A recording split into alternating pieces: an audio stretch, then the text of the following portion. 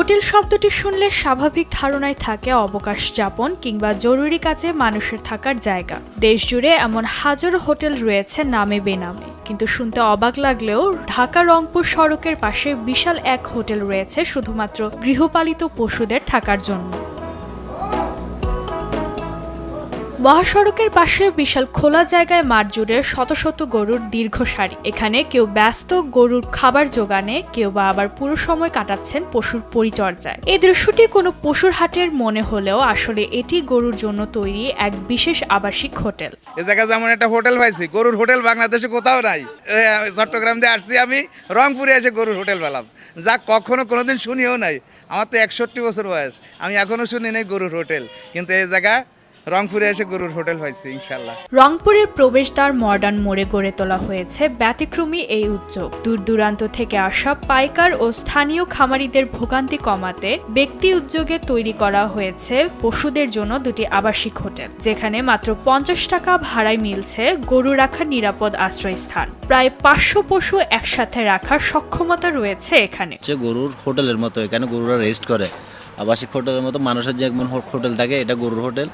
পার করে 50 টাকা করে পড়ে, 50-60 টাকা করে একটা ঘুরতে নিচে মাত্র, একেবারে সীমিত, এবং পানি সব কিছু খেয়ার কুটো ওনরা অনেক সুযোগ সুবিধা দিচ্ছে আমাদের।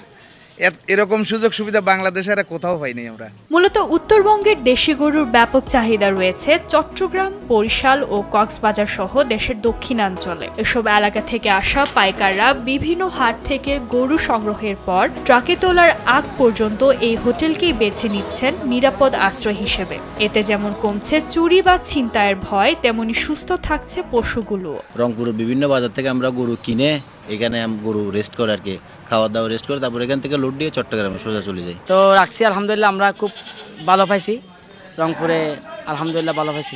জমিদারের পক্ষ থেকে সবকিছু ইয়া করতেছে আমাদের, তার মধ্যে এই যে মানে গরুগুলা সুস্থভাবে থাকতেছে, কোনো খাদা নাই, কোনো প্রকার কোনো ময়লা হচ্ছে না। গরু কিনেছি আমরা, প্রতি হাটে গরু কিনি, কিনা কোনো হাটে 5টা 10টা করে কিনে এখানে রাখি, 20টা 22টা 25টা হয়, গাড়ি লোড দিয়ে ছেড়ে দিই। ব্যতিক্রমী এই হোটেলের পেছনে বড় বিনিয়োগের কথা জানিয়ে উদ্যোক্তারা জানান, বিশাল এই প্রাঙ্গণ ভাড়া নিতে অগ্রিম গুনতে হয়েছে 10 লাখ টাকা। বড় অঙ্কের এই বিনিয়োগ সত্ত্বেও ব্যবসায়ীদের কাঙ্ক্ষিত সেবা নিশ্চিত করতে পেরে সন্তুষ্ট তারা।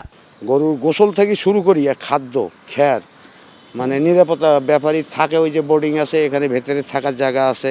অনেক ব্যাপারী আছে বোর্ডিংয়ে থাকে না, পয়সা নেই, গরুর কাছে থাকে, তারও থাকার ব্যবস্থা আছে। আর আমি তাদের গরু পাহারা দেই, গাড়ি লোড দেই, খেরটার খাওয়াই। এদিকে ব্যতিক্রমী এই উদ্যোগটিকে ইতিবাচক হিসেবে দেখছে প্রাণী সম্পদ বিভাগ। তাদের মতে এটি গরু কেনা বেচাকে যেমন নিরাপদ করবে, তেমনি করবে সুশৃঙ্খল। দেশের দূর দূরান্ত থেকে আগত পাইকারদের সুবিধার্থে গরুর জন্য একটা আবাসিক হোটেল খুলেছেন।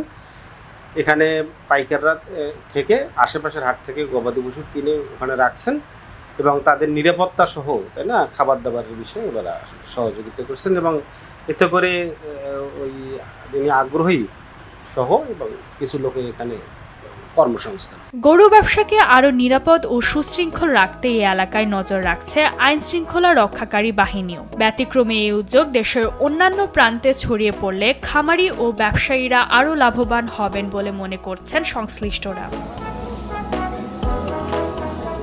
নিউজ ডেস্ক, দেশ টিভি।